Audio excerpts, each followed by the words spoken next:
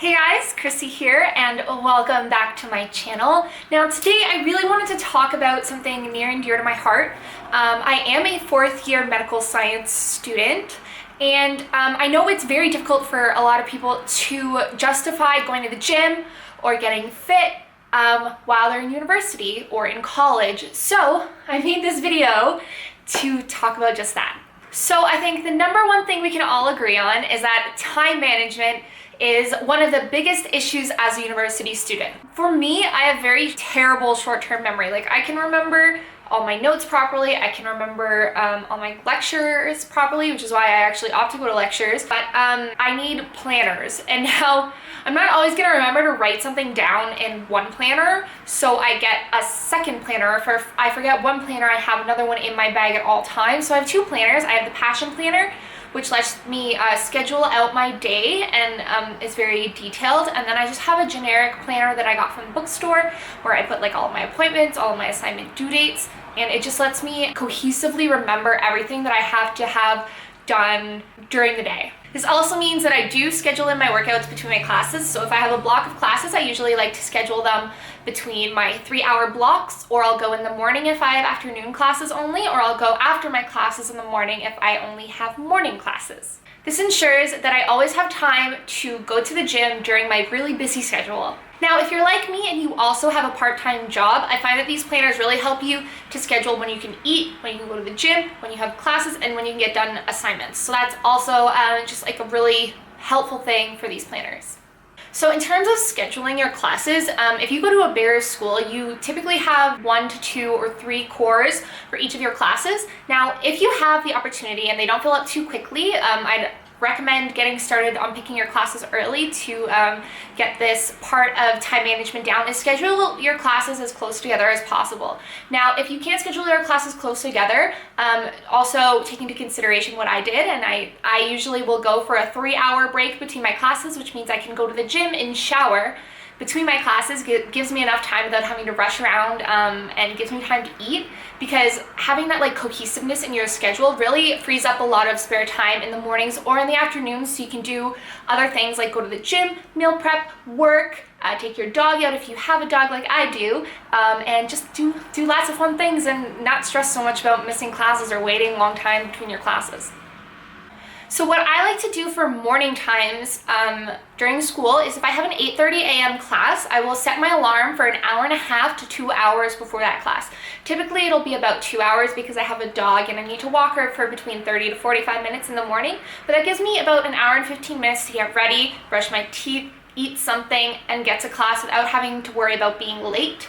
And to go with this, I set between 8 to 10 alarms, because I find if you snooze one alarm, the 5 minutes or the 15 minutes that you give between your snooze allows you to fall back asleep and you wake up feeling a little bit more groggy. So I'll set mine in like 3-minute intervals and hopefully wake up in time.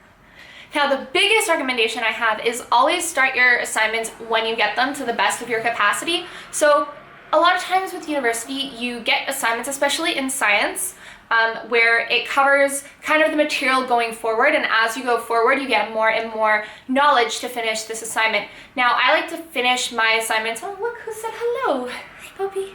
As I was saying, I usually like to start my assignments the moment they're assigned, because I don't like having things stack up. I've found from personal experience that life can happen. For example, I got a concussion in November and I fell behind on discussion board posting, and I actually got a mark of 0 out of 5 because I wasn't posting continuously throughout the term. I was like, oh, I'll just post at the end of the term, and then I got a concussion and I couldn't use a computer, so I lost 5% of my final grade. So it's always important to start your assignments on time, because it allows you to work around your work schedule, it allows you to work around your social life, it allows you to work around any like tests that may pop up if you have pop-up quizzes or lab quizzes or anything. It just gives you a little bit more time to be prepared. And the last thing for time management that I cannot stress enough is schedule relaxing time for yourself. Always give yourself a little bit of time at the end of the night and in the morning to enjoy your personal time, enjoy yourself, and unwind, because if you don't, you're gonna start having a lot of issues with your anxiety, especially, well, if you do have anxiety, with your anxiety with respect to work, with respect to school, with respect to your friends, and all that kind of aggregates and causes a lot of health problems later on, and it also negatively impacts your training. So I'm just going to briefly touch on workout programming. Now, I know a lot of people like to do the online coaching thing where they go to online coaches and they provide them with workout programs, and those can be pretty pricey. I myself have done my own programming and my own macro training for the past year, and I found that it's worked. But now that I can actually afford to go and purchase a macro program, I will. But I'm not going to go to someone who's going to charge me $1,000. I did my research and I found somebody, Ariana D'Antone. She's like one of the most influential people that I've ever met on social media. Well, haven't met, but followed on social media. And she's always very kind and always answering questions. So I'm going to follow her macro training only and do my own workout program training because I'm comfortable with my knowledge in the field of weight training. But if you can't afford it, maybe take a look at some personal trainers at your school. A lot of the time, these personal trainers will be the students at your school that are in kinesiology or medical sciences who do have a certification in personal training, and just ask them if they do any programming for you for a reduced price, because they are students too and they're probably looking to make some money. And then if you don't have any money to afford to personal training, I'd suggest going on bodybuilding.com and looking up a few cookie cutter workouts, and then as you progress in levels, you can also modify them to fit your needs and what you want to work on. So maybe take a look at the different types of workouts and the science behind those types of workouts and what muscles they targeted and why they're targeting those muscles, and maybe build your own workout program, because you can always learn more. And if you have time to spare for that, it takes about a couple of hours. I'd highly recommend doing it, because getting into your own programming is the most important. And I'll probably make a video on how to structure your own programming if you're on a budget, just because I think it's so important and there's not enough resources out there right now. So next thing I'm going to talk about is healthy eating while in university and how this impacts your finances, as well as how it impacts your training and your overall progress in the gym. So I know healthy eating can be expensive, and the biggest thing that I've ever advocated to any of my friends looking to lose weight, or anybody I know in real life or online, is to get a Costco membership. Now, I'm in Canada and our Costco memberships are 55 Canadian dollars, which roughly works out to be like, I think it's $40 American.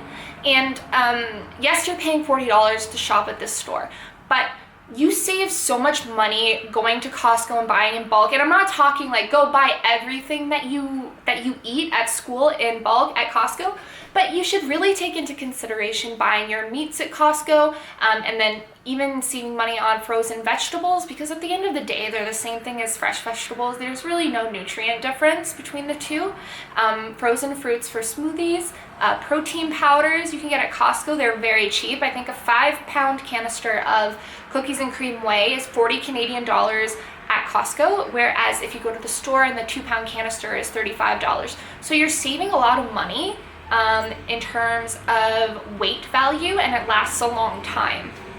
And you can freeze these meats, so if you get like beef, chicken, pork, turkey bacon, eggs, eggs last a long time. You can get your eggs in bulk. I get my egg whites in bulk from Costco, and it just works out to being a little bit cheaper. And I will definitely do like a price comparison later on, because I think it's really important to know what you're paying for, why you're paying for it, and where you can get it cheaper, and if there are any healthier options, or lower carb options, or lower fat options, or lower sugar options, because I think it's very important to be well versed and educated in what you're putting into your body, how much money you're spending on what you're putting into your body, and getting the best bang for your buck to make gains and lose that pesky body fat and to keep yourself healthy.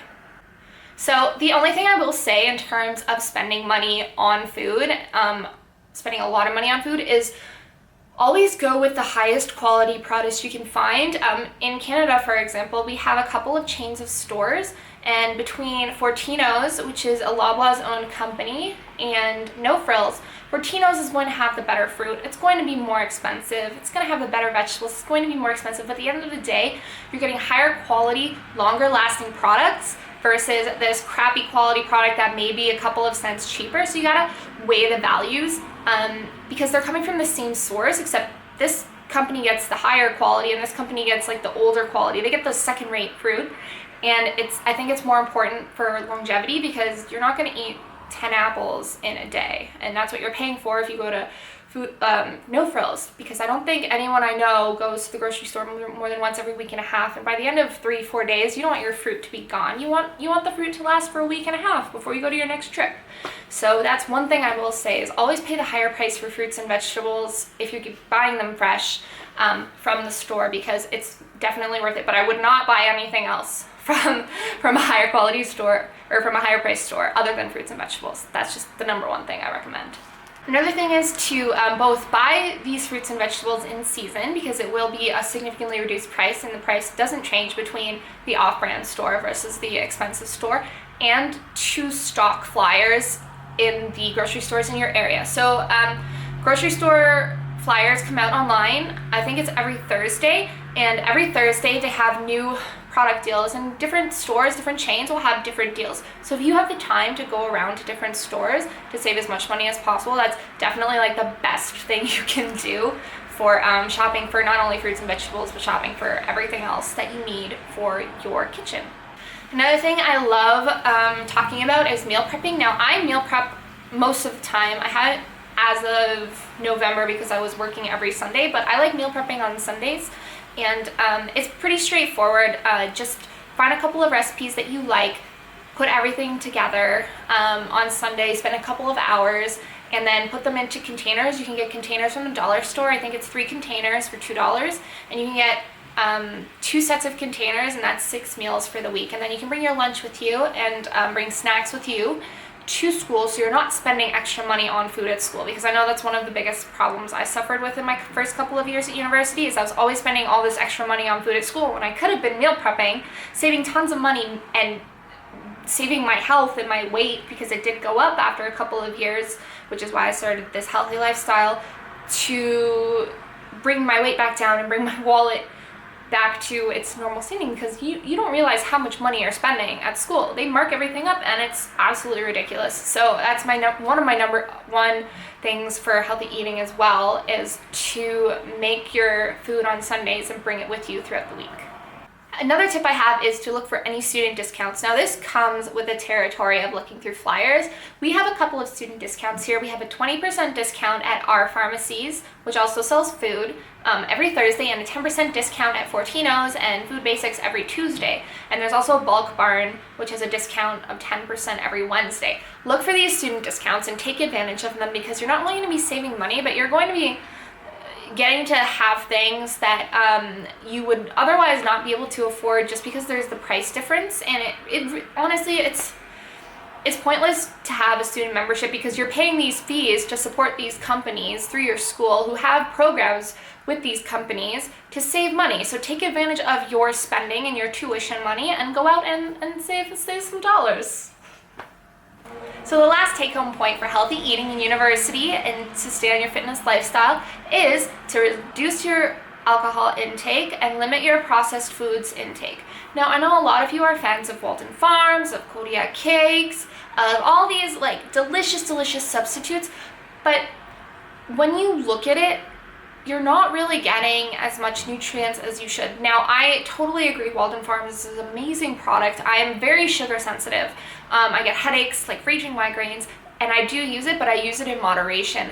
Now, it's not to say that you can't consume these products, it's just limit them, because you're not giving your body what it needs. Now, another take-home point is the limiting your alcohol intake. This is pretty straightforward. You're going to save money out all the time or spend your money on alcohol. You're going to reduce your baseline inflammation in your body, and also reduce your cortisol levels, which reduces your fat uptake during normal meal cycles, reduces your caloric intake because there's a lot of calories in alcohol, and it also improves your training by not distressing your muscles during recovery the next day through a hangover, because your muscles, especially if you have very active muscles and if you're cutting, is going to uptake those excess sugars in the alcohol. Along with the alcohol, it's going to go to your muscles. Your muscles are going to take these in. They're going to be fatigued, and they're not going to be properly fed with proper nutrients. They're going to be taking in alcohol, and obviously that's going to damage your muscles. It could lead to muscle degradation. It's going to definitely lead to muscle soreness and reduce strength. So it's very important to limit your alcohol intake. So instead of going out every week, maybe go out every month once a month or twice a month instead of 4 times or 5 times a month, it's definitely going to do wonders for your health. Now, the final point, and arguably the most important point, is stress management. Now, I know I talked about time management, and time management does tie in with stress management, but stress management is very important because there are a lot of negative effects of being constantly stressed. Now, a lot of these are going to seem very straightforward. The first being, please get regular rest. Like I was saying, I like to sleep between 11 p.m. to 6:30 a.m. or 7 a.m. I like to get my full 8 hours. And this is important for muscle recovery. This is important for maintaining your metabolism. It's important for proper brain function, for proper nerve function, and for proper muscle function as well. Not only that, but it also improves your immune system and prevents you from getting those nasty flu infections that we see every year at the beginning of the term when everyone's crammed into those really small, tiny classrooms where there's about 300 students. Another very important point is to hit cardio at the gym like it's nobody's business. I feel personally that cardio is an integral part of maintaining a healthy lifestyle and also an integral part of in your training, because it's very important to have cardio due to the immune benefits that we see with cardio, the metabolism benefits, the heart benefits, the neurological benefits, aka memory retention, because if you didn't know, it does lower your cortisol level and it does promote long-term memory retention. And it's always best to do cardio after a period of studying because it actually positively reinforces your memory retention. So it improves your studying, it improves your brain, it improves how smart you are and how well you do on your tests. They're directly correlated. There's a direct correlation between how much cardio you do after you study versus how well you do on a test. And I think it's the most integral part of any person who is pursuing fitness as well as post-secondary studies, because your training directly benefits your grades, which I think is amazing. So never skip that workout session just because you have to study more.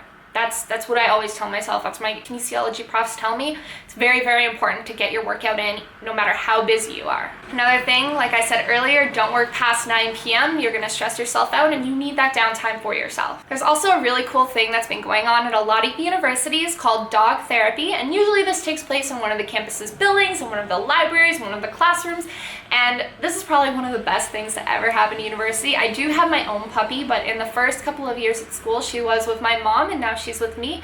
So I would go to these dog therapy sessions where they have animals who are specialized in therapy to give some positive reinforcement and some positive vibes to students who are stressing out during exam time and during midterm time. And I feel like this does wonders for your health. So if you're not allergic to animals, I'd highly suggest going to these sessions.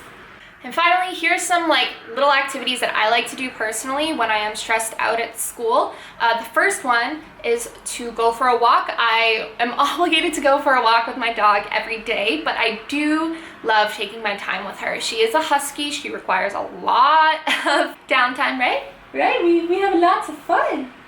And I think it's very important to get the blood flowing, to have an outlet, and to go outdoors and get some fresh air. A couple of other things that I can recommend is having some hobbies. My personal hobbies, I like singing, I like playing the piano, I like recording my own music, I love doing YouTube videos, I play video games, I stream on Twitch, and I do like to do some writing in my spare time. So those are my hobbies, and I engulf myself in them because I find it's very important to always focus on yourself and what you love as well. You can't sacrifice what you love for your career and your schoolwork, because if you do, then you're not only going to be stressed out to no end, you're not going to have any outlet, and it's just going to keep building up on you, and nobody wants to deal with that. Not you, not any other student. And then I also like to do yoga. Now, I don't really do it as often as I should, but I do sometimes like to put my laptop down in the living room and I start cranking out some yoga with some online videos. That's about it. You can also read. I like picking up hard copy books. I don't like reading off my computer. I read on my computer all day. I read lecture notes, I read blogs, I read Reddit, watch YouTube videos. I'm always on my computer, so I love having a hard copy of books. Always good to have some books to calm your mind down at the end of the night and to bring you back to reality and take you away from all the technology. And finally, I do love take a bath. I love taking baths. I can't take a bath here. I can't wait till I move and I can take a bath somewhere, wherever I decide to move. But taking a warm bath and calming down with some aromatherapy or some bubble bath is a great way to unwind at night. So, yeah. Take baths. Anyway, guys, I want to thank you for watching this video. I hope it was a little bit helpful. If you have any comments or questions, just put them down below and I'll be sure to get back to you soon. Please like this video, rate it a thumbs up, and don't forget to subscribe down below. I love making YouTube videos. I love making content, and I'm so glad that I have at least some people watching. So I will definitely see you in the next video. It is going to be an at-home workout with 2 dumbbells. Only 2 dumbbells. It's going to be a leg workout, obviously. I love working legs, and I will see you guys in the next video. Thanks for tuning in.